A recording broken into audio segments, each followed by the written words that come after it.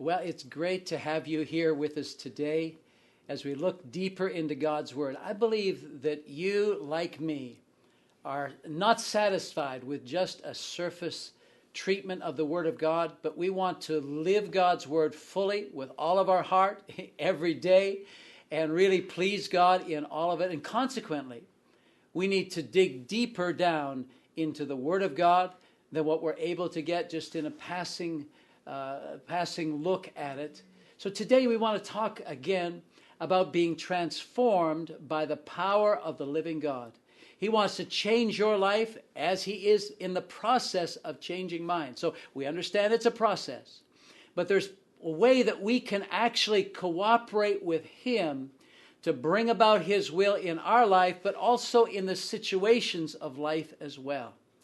I like the way that Paul said it so clearly. He said that we're transformed by the renewing of our minds. But then in other places, Jesus taught about us speaking out of the abundance of our heart.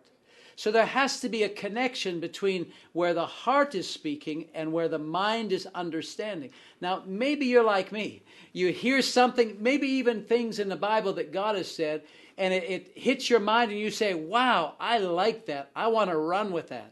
But then situations around get and they kind of blow on us or give us some trouble, and we lose our concentration on what God has said, and we get caught up in the emotion of the situation. I believe God has a cure for that, and he wants us to be able to get down deep in our heart the Word of God, so that out of our heart our mouth speaks what God has said, declaring what God has said. In the Old Testament, in the book of Psalms, God spoke through Jesus. Actually, let me read it for you in Psalm number 2. And just let me find, here it is, Psalm number 2, verse 7. He said this, I will declare the decree. The Lord has said to me, you are my son. Today I have begotten you. Ask of me, and I will give you the nations for your inheritance and the ends of the earth for your possession. We love that scripture because it talks about God's love for everyone. The focus today is where Jesus was using those two words, I will declare the decree. God makes decrees. Decrees are authoritative statements from a power that has a broad authority. In other words, a mayor can make a decree over that city. That's all it counts for. The Prime Minister of Canada can make a decree for all of Canada that such and such will be the case, or that it will happen on a certain day. But Almighty God can make a decree to all of creation that this is the way it will be. And in fact, Jesus elaborated on that. He says, today you are my son. See, God Almighty said, you are my son. Today I have begotten you. He's changed, transformed Jesus from just being the Word. Now, don't get mixed up now. In the Old Testament, Jesus was the Word of God. We put the name Jesus on him because that's what the angel said we should call him. But before he lived on planet Earth, before he was born, he was still alive as Almighty God, as the living Word in heaven. In the beginning was the Word. The Word was with God, and the Word was God. John 1:1 tells us that. So we understand here that Father God is decreeing that the Word, Jesus, coming alive here, shall be the Son, the only living Son of God, as co-equal with God and the Holy Spirit. And so now he said, as he decreed it, what do? Well, we declare what God has decreed. To declare is to speak emphatically what has already been decided, what has already been decreed. So when we cooperate with God, we speak what God has already spoken. God decrees a thing, and it comes about. He spoke and said, let there be light. And light was. He spoke and the animals were created. All of creation came about as he decreed it to be so. And then even after Noah was there in the flood, he spoke again, seed time and harvest shall be here for all of the ages. So we understand that night and day have been decreed by God. They're going to stay that way. But friends, those are things that we count as natural laws of nature, but God spoke them, decreed them into being. Now, how do we work with this in the realm of faith? How does this connect with transformation?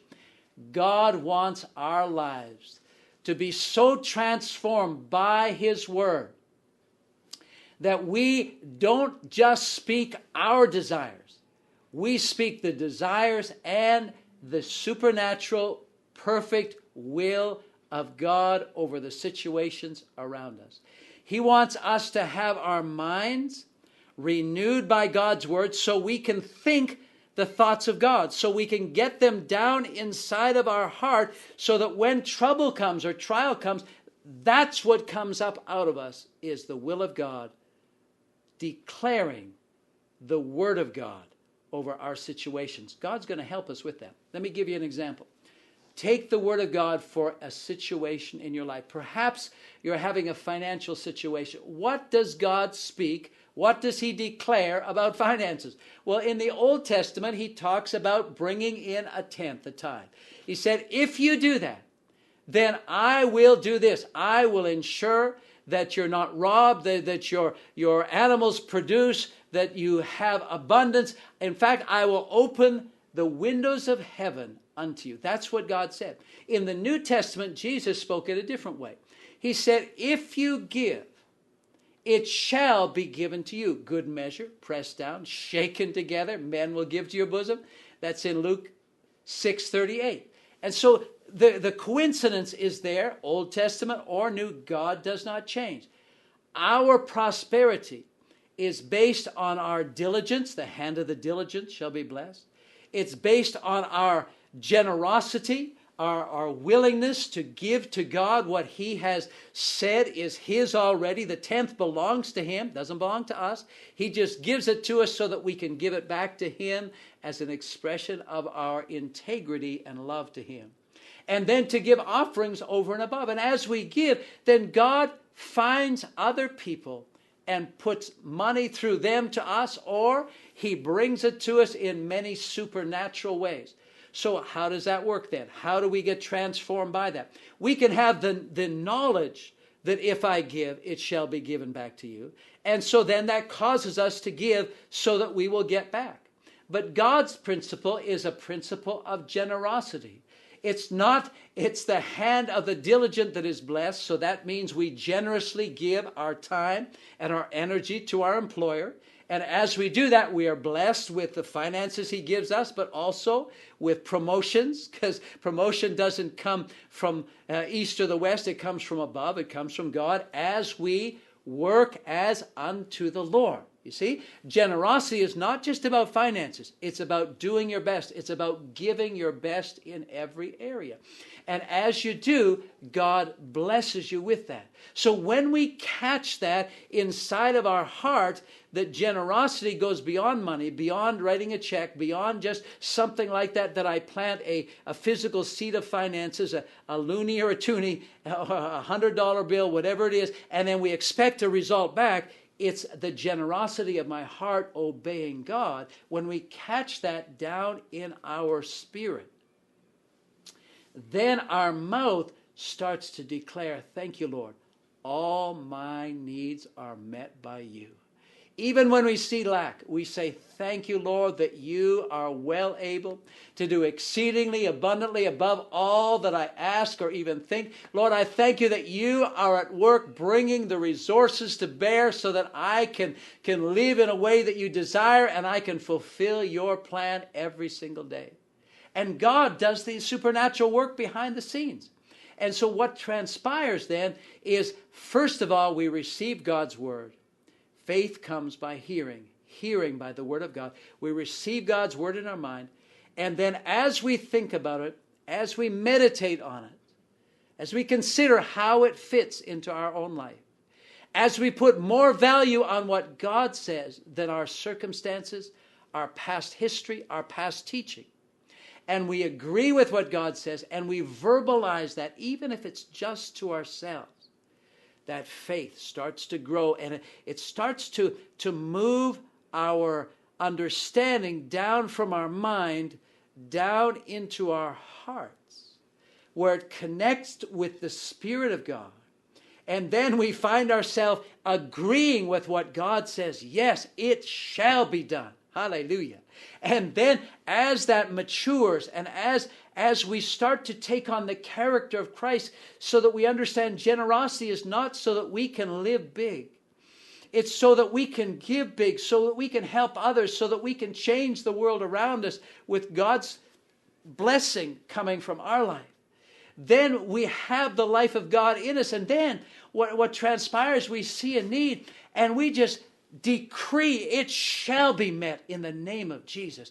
And we start to release whatever is within our authority, our hands, into the situation, and we see God work supernaturally. You see, friends, God wants us to move from declaring what he says to understanding that we have the authority of Christ within us.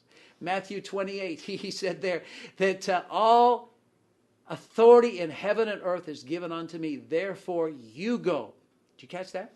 He said, I've got the authority, and now I'm delegating it. I'm sending it to you, that you would go in my name. We can declare the goodness of God in the name of Jesus, but we can also decree that his will shall be done as we know his will inside our heart. This isn't a new concept.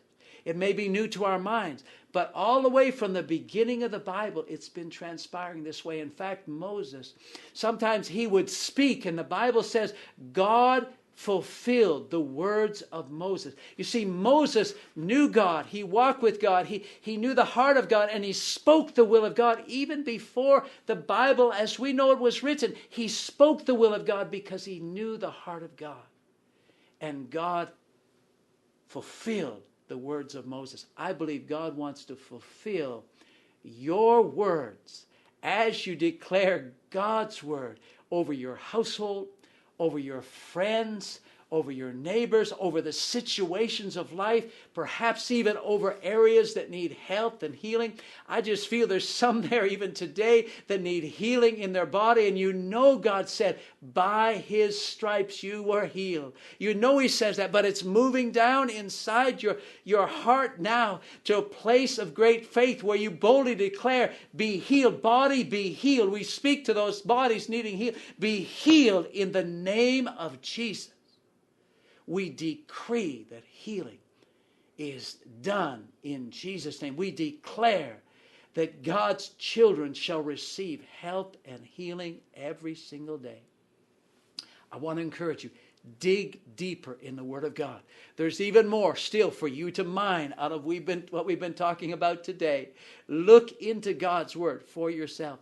Open your heart to the Holy Spirit, and he'll help you. He'll strengthen you. He'll speak to you in ways beyond what you thought, but he'll cause you to grow to become more like Jesus every single day. Join us back here for more of our teachings and draw deeper into God's Word.